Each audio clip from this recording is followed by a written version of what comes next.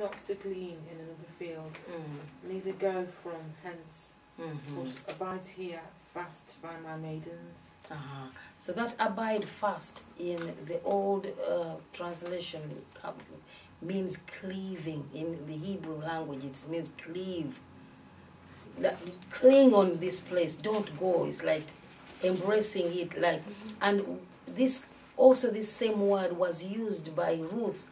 Remember when Oprah went back, and Ruth, what is written there in Hebrew says Ruth cleaved on Naomi. So when Boaz said it this time, she remembered what had happened when she was coming from Moab. And this illustrated a mutual loyalty to the God they both served. You know, they all cleaved to that God. And so the show of appreciation, of being accepted, as we read a bit down now.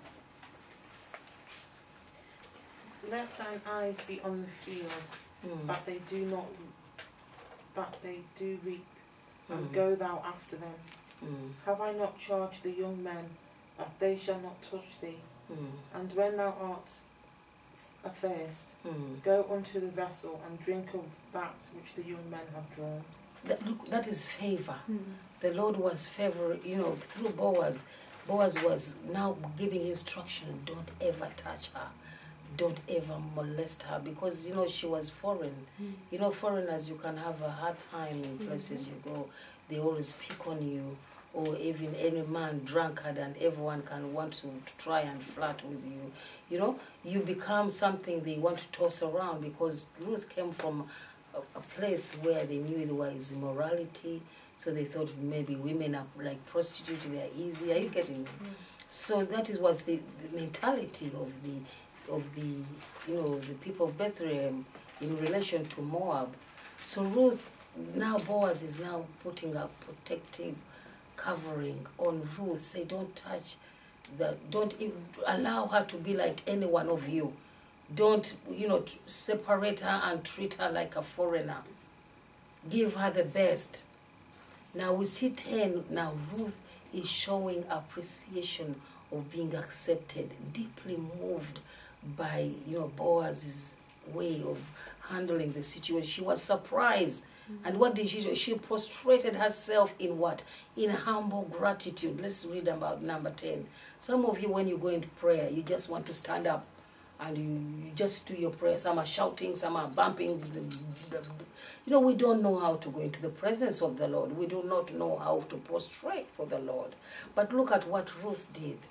Even doing this, because the favor she saw in Boaz was like favor from God. What did she say? What did she do here in number 10? Then she fell on her face and bowed herself to the ground, and said unto him, Why have I found grace in thine eyes, that thou should take knowledge of me, seeing I am a stranger? You see how she bowed down. Some of them say she fell on her face and bowed herself to the ground. That was a gesture of humility, of humbleness. And Boaz answered and said unto her.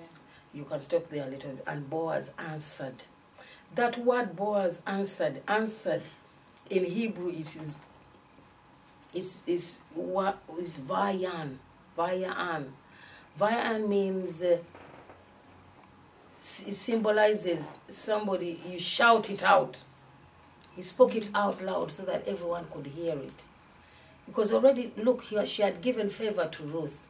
So people would start asking, You know, there was, even these reapers, there were some handmaidens. You know, when you go into foreign and they are saying they're giving you favor, you're not even supposed to be there. You get me? They start getting jealous, and they want to find fault with you, and they want to say, why is he favoring you?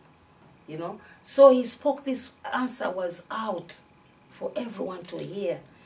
How he was now talking about the way Ruth came in, what moved him to treat an unknown person like that.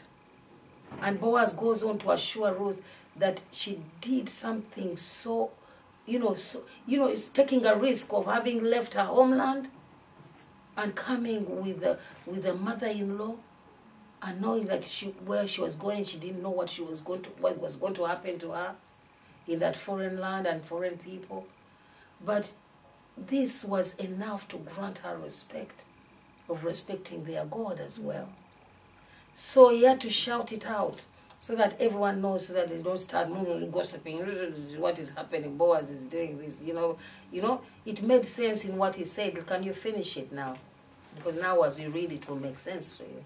And Boaz answered and said unto her, It hath fully been showed me all that thou hast done unto thy mother-in-law since the death of thine husband, and how thou hast left thy father and thy mother, and the land of thy nativity,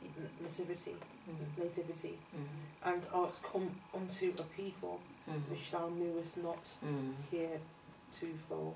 So we see that Boaz is acknowledging, can you see a small world? This is a community where gossip goes around. Good gossip anyway.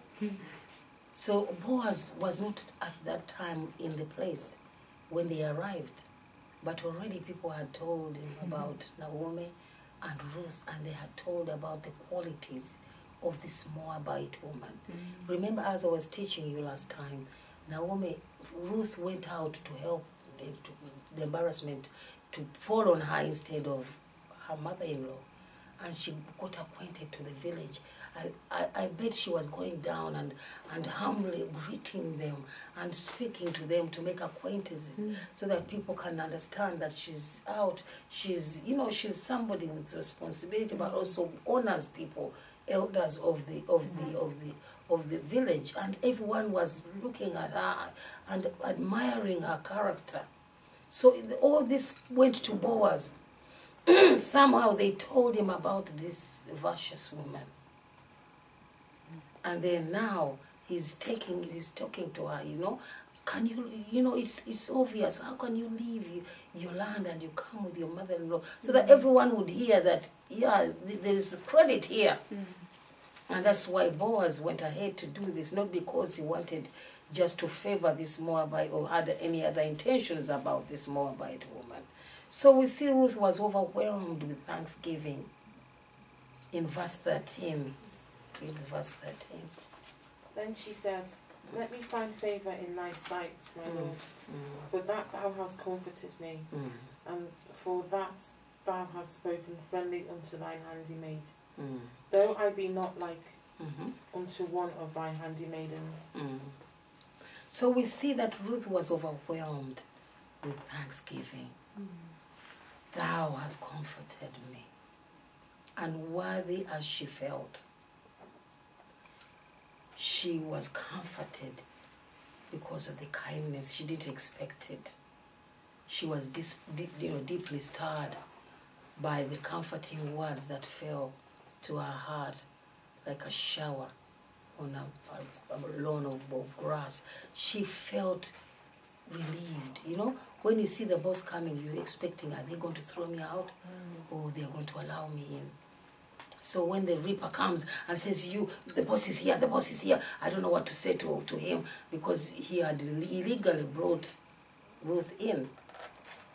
Maybe a illegal immigrant, you are working somewhere, and the boss comes and they were just pushed in a little bit.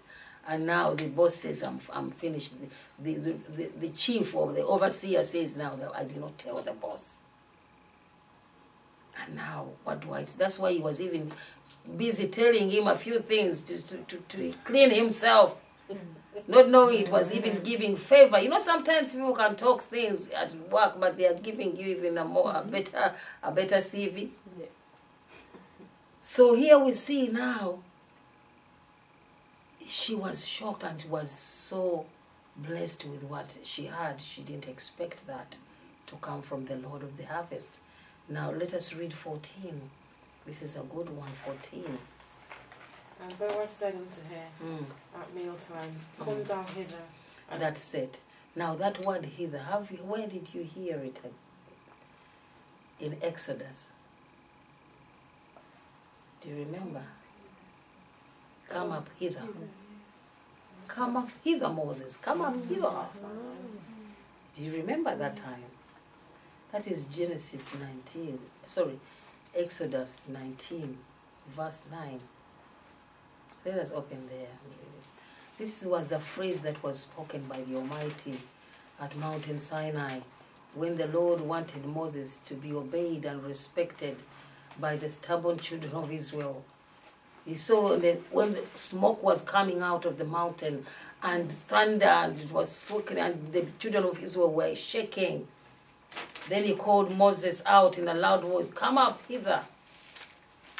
And then Moses went up that burning mountain when all of them were looking at him. Can you imagine seeing somebody walking into a volcano up there and he doesn't die? You always honor him, you respect and fear him from that day onwards. And that's what he wanted to do for Moses. Are you there in 19 and verse? Let us read verse 9. And the Lord said unto Moses, Lo, I come unto thee in a thick cloud, that the people may hear when I speak with thee, and believe thee forever. That's it. And Moses told the words of the people unto the Lord. Yeah, he had to tell them what the Lord had told him before he did it. And then what happens in verse 16? And it came to pass on the third day in the morning that there were thunders and lightning and a thick cloud upon the mount and the voice of a trumpet exceeding loud, so that all the people that was in the camp trembled. So they were trembling. Fear, bang, bang, lightning, you know.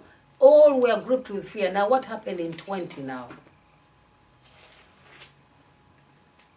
And the Lord came down upon Mount Sinai on the top of the mount. And the Lord called Moses up to the top of the mount. So that up there is hither. Come hither.